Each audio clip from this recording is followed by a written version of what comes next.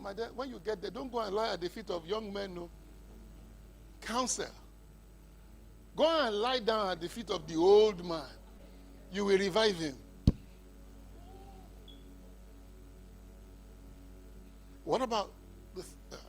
If you do it again, you come and preach. Paul meets Barnabas. How? Don't forget, this is the same Barnabas that had fought somebody else. Now, where am I going with all this?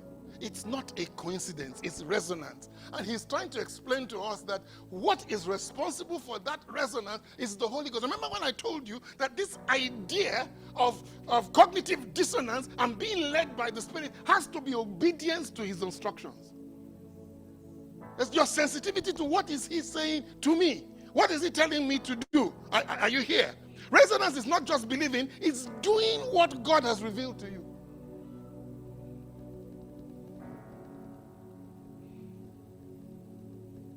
You know, many times in life, it's easier to do what you believe is right than to do what God. Sometimes I'm coming to the pulpit and I've made all these notes and God says, forget the notes. Forget the notes. And I'm like, but I've worked hard on it. I've prepared. I have to have enough faith to abandon the notes and trust my instincts. I don't know if you get the point I'm making. Same thing in life.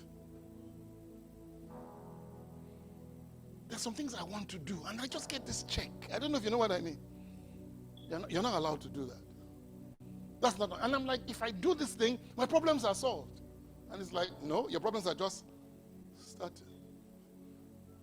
Remember that story that Mrs. Sai told us about the guy who was told to offer a bribe, and the guy walked away from it.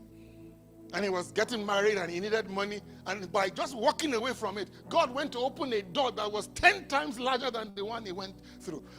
But most of you didn't hear what she said at the end. The guy said, even though that happened, it didn't mean that life became easier afterwards. So you have to constantly trust him for every turn. So alignment will produce that kind of attraction. In other words, if we can just get off our own high horses. Listen, I've watched people. I've even watched my own staff.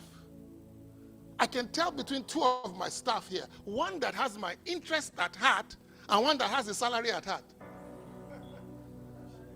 And I'm a human being. In other words, I'll be walking around. One will see something going wrong in my business and he will try to fix it and protect me. One will see it and walk right past it. And he'll be the first person to ask for increase in salary. Now, if I can do that to human beings, you think God can't see your heart? Whether you have his interest at heart, whether his priority in your life, listen, you're coming to church doesn't mean his priority.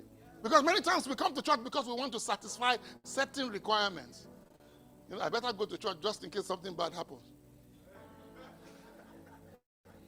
I remember during the explosion, Mrs. Joseph came to church, right? Mrs. Joseph was supposed to be in Bodija, but she decided that Sunday she was coming for midweek service. And she didn't get blown up. But there was a painter in one of the houses who goes to a particular church every Wednesday.